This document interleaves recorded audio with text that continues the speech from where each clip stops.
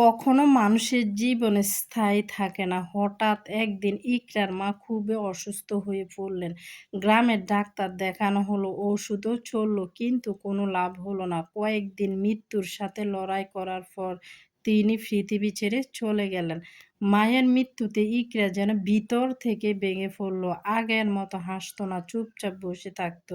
মাঝে মাঝে রাতের বেলা মায়ের পুরানো কাপড় জড়িয়ে কাঁদতো। নাবিল তখন ছায়ার মতো তার পাশে ছিল। এক রাতে ইকরা কেঁদে কেঁদে বলছিল, এখন আমার আপন বলতে শুধু তুমি। নাবিল তার মাথায় হাত রেখে বলছিল, আল্লাহ আছেন, আমি তো আছি। সেই কথাগুলো শুনে ইকরা ধীরে ধীরে নিজেকে সামলে নিল। একদিকে নাবিলের পড়াশোনা শেষের দিকে এগেছিল। সে খুব মেধাবী ছাত্র ছিল। কলেজের ফাইনাল পরীক্ষায় অসাধারণ রেজাল্ট করলো। পুরো গ্রামে যেন আনন্দ ছড়িয়ে পড়ল। তারপর একদিন খবর এলো, নাবিল ঢাকা বিশ্ববিদ্যালয়ে চান্স পেয়েছে। খবরটা শুনে ইকরা আনন্দে কেঁদে ফেলেছিল। কিন্তু আনন্দের মাঝেও একটা বড় চিন্তা এসে দাঁড়ালো। ঢাকায় থাকা, পড়াশোনা, বই সব মিলিয়ে অনেক খরচ। নাবিল চুপচাপ বসে ছিল। তার মনে হচ্ছিল হয়তো টাকার অভাবে স্বপ্নটা এখানে থেমে যাবে। কিন্তু ইকরা ধীর গলায় বলল, তুমি ঢাকাও যাইবা, পড়াশোনাও শেষ করবা, কিন্তু টাকা? ইকরা হালকা হেসে বলল, আল্লাহ আছেন না, আমরা চেষ্টা করলে আল্লাহ রাস্তা বের করে দিবেন। শেষ পর্যন্ত নাবিল ঢাকায় যাওয়ার সিদ্ধান্ত নিল। যাওয়ার আগে রাতে ইকরা চুপচাপ তার ব্যাগে গুছিয়ে দিচ্ছিল। কাপড়ের ভাঁজের ভিতরে একটা ছোট্ট কোরআন শরীফ রেখেছিল। নাবিল সেটা দেখে মুগ্ধ হেসে বলল, এটা কেন? ইকরা নিচু গলায় বলল, শহরের ভিড়ে যেন আল্লাহকে ভুলে না যাও। ভোরে বাস ছাড়ার সময় ইকরা রাস্তার পাশে দাঁড়িয়েছিল। তার চোখ ভেজা ছিল, তবু মুখে হাসি রাখার চেষ্টা করছিল। বাসটা ধীরে ধীরে দূরে মিলিয়ে গেল।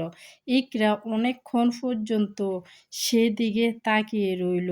আর সেদিন থেকে তাদের জীবনে শুরু হলো নতুন এক অধ্যায়। ঢাকায় আসার পর প্রথম কয়েকদিন নাবিলের খুব অস্বস্তি লাগতো। চারপাশে এত মানুষ, এত শব্দ, এত দালান কোঠা। রাতে হোটেলের ছোট্ট রুমে শুয়ে থাকলে তার গ্রামের কথা মনে পড়তো ফজরের আজান, কুয়াশা ভেজা সকাল আর ছোট্ট টিনের ঘরটা। মাঝে মাঝে ইকরার দেওয়া ছোট্ট কোরআন শরীফটাও খুলে বসতো সে। পাতাগুলোতে এখনো গ্রামের মাটির হালকা গন্ধ লেগেছিল।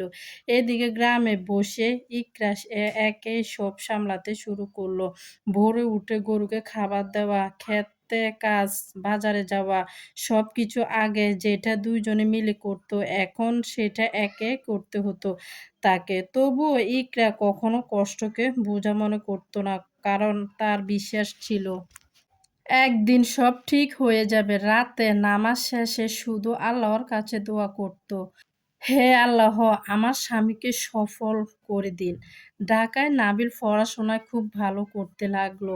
শিক্ষকরাও তাকে পছন্দ করতেন। ভালো ছাত্র হওয়ার বিশ্ববিদ্যালয় থেকে কিছু সুযোগ সুবিধাও পেল। তবুও পুরো খরচ চলতো না। আর সেই অভাবটাই পূরণ করত ইকরা। নিজের নতুন কাপড় কিনা বন্ধ করে দিয়েছিল সে। পুরনো শাড়ি সেলাই করে আবার পরতো। একদিন বাজারের গরুর দুধ বিক্রি করে ফেরার পথে বৃষ্টি নেমেছিল। ভিজে কাপড় কাঁপতে কাঁপতে বাড়ি ফিরেছিল। ইকরা তবু রাতে টাকা গুনে আলাদা করে রেখে দিল, নাবিলকে পাঠাবে বলে। সেই টাকার সাথে একটা ছোট্ট চিঠিও দিত সে, নিজের খেয়াল রাখবা, সময় মতো খাইবা, নামাজ ছাড়বা না। প্রথম প্রথম নাবিল প্রতিটা চিঠির উত্তর দিত, কিন্তু সময়ের সাথে সাথে সবকিছু বদলাতে শুরু করলো।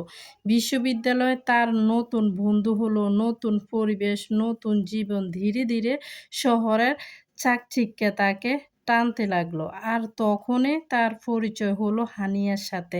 হানিয়া ছিল ধনী পরিবারের মেয়ে, স্মার্ট, আত্মবিশ্বাসী আর আধুনিক। প্রথমে পরিচয়টা হয়েছিল লাইব্রেরিতে। নাবিল একটা বই খুঁজছিল। হানিয়া পাশ থেকে বলছিল, এই বইটা খুঁজছেন? নাবিল একটু অবাক হয়ে তাকিয়েছিল।